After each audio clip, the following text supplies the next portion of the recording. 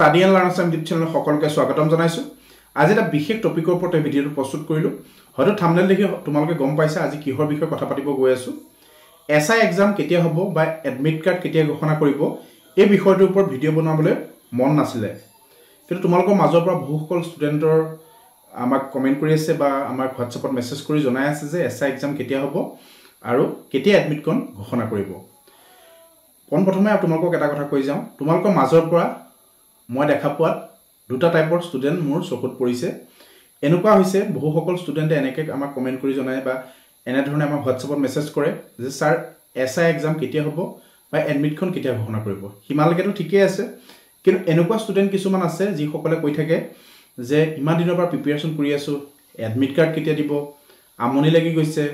আৰু পঢ়িব মন নাই তেনেকুৱা বহুসকল ষ্টুডেন্ট আছে আমাৰ ফ্ৰেন্ড লিষ্টত কিন্তু এটো সম্পূৰ্ণ এটা ভুল ৰং কনসেপ্ট সৰকাৰৰ কাম সৰকাৰে কেতিয়া এডমিট কাৰ্ড ঘোষণা কৰে কিন্তু তোমালোকৰ কাম হৈছে পঢ়াশুনা কৰা আৰু খুব ভালদৰে এই পৰীক্ষাটো উত্তীৰ্ণ হোৱা নাম্বাৰটো ভাল পাব লাগিব তোমালোকে উত্তীৰ্ণ হ'লেই নহব নম্বৰটো তোমালোকে ভাল পাব লাগিব তেতিয়া তোমালোকৰ ফিজিক্যাল ৰিটেন এই গুটেখিনি মিলাই এটা ভাল মাৰ্ক তোমালোকে স্কোৰ কৰিব পাৰিবা এটা ফাৰ্স্ট পইণ্ট আৰু সেকেন্ড আমাৰ এনেকুৱা ক্যান্ডিডেটও আছে সেই সকলক মই ধন্যবাদ দিব বিচাৰিম তেখেতলোকে এনে ধৰণে আমাক কমেন্ট কৰে বা আমাৰ WhatsAppত মেছেজ কৰে বা আমাৰ লগত ডাইৰেক্ট পাৰ্সোনালি কানেক্ট হয় তেখেতলোকে কয় এসআই এক্সামটো যিমান পিছলৈ যায় সিমান ভাল অলপ ভালদৰে পঢ়িব পাৰিম আৰু ভালদৰে প্ৰিপাৰেচন কৰিব পাৰিম তেনে ধৰণেও বহুত সকল ষ্টুডেন্ট আছে কিন্তু 30% ষ্টুডেন্টে বৰ্তমান পঢ়াশুনা বাদ দিছে কাৰণ তেওঁলোকে ভাবি আছিল ডিসেম্বৰ ফাৰ্স্ট উইকত এডমিট কাৰ্ড ঘোষণা কৰিব অৰ্থাৎ যেটো আমাৰ ৰানিং উইক চলি আছে সেই উইকতে এডমিট কাৰ্ডখন ঘোষণা কৰিব বুলি তেখেতলোকে মনত ভাবি আছিল আৰু আজিৰ পৰা 10-15 দিনৰ ভিতৰত এক্সামটো অনুষ্ঠিত হ'ব বৰ্তমান আমি দেখা পোৱা নগল আমি দেখা নাপালো যেহেতু ডিসেম্বৰ ফাৰ্স্ট উইকত এতিয়ালৈকে বৰ্তমান ঘোষণা কৰা নাই আৰু তেখেতলোকে ভাবি লৈছে যে এই মাহটোত এসআই এক্সাম অনুষ্ঠিত নহয় সেইবাবে সম্পূৰ্ণ তেখেতলোকে পঢ়াশুনা বন্ধ কৰি দিছে তেনেকুৱা বহুসকল ষ্টুডেন্টে আমাক ফোন কৰি তেখেতলোকৰ প্ৰবলেমছটো জনাই আছিল সেইবাবে এই ভিডিঅটো প্ৰস্তুত কৰিলো তোমালোকৰ লাভ হওক বুলি তোমালোকে এটো কেতিয়াও নভাবিবা কাৰণ আজিৰ তাৰিখত আসাম পুলিচৰ যি এসআই ৰিকুৱাৰমেন্ট আমাৰ প্ৰকাশ কৰিছিল অসম চৰকাৰে সেই পোষ্টখিনি পৰীক্ষা অৰ্থাৎ এক্সামটো যথেষ্ট টাফ হ'ব গৈ আছে কাৰণ ক্যান্ডিডেটৰ সংখ্যা যথেষ্ট বেছি আৰু পোষ্টৰ সংখ্যা যথেষ্ট কম আমি যদি 2019 বৰ্ষ 22 বৰ্ষ তেনেকৈ চাওঁ আমি প্ৰতিটো এক্সামতে দেখা পাওঁ এসআই পোষ্টসমূহ ওলাই কিন্তু অলপ পোষ্ট ইনক্ৰিজ কৰা দেখা যায় কিন্তু এবাৰ আমি দেখা নাপালো পোষ্টখিনি বৰ্তমানলৈকে ইনক্ৰিজ কৰা নাই সেইফালৰ যদি আমি চাওঁ যথেষ্ট টাফ হ'ব গৈ আছে এই এক্সামটো তোমালোকে যদি টাইম অলপ বেছিকৈ পাইছা হেতু তোমালোকৰ বাবে প্লাস পইণ্ট তোমালোকে কেতিয়াও নাভাবিবা যে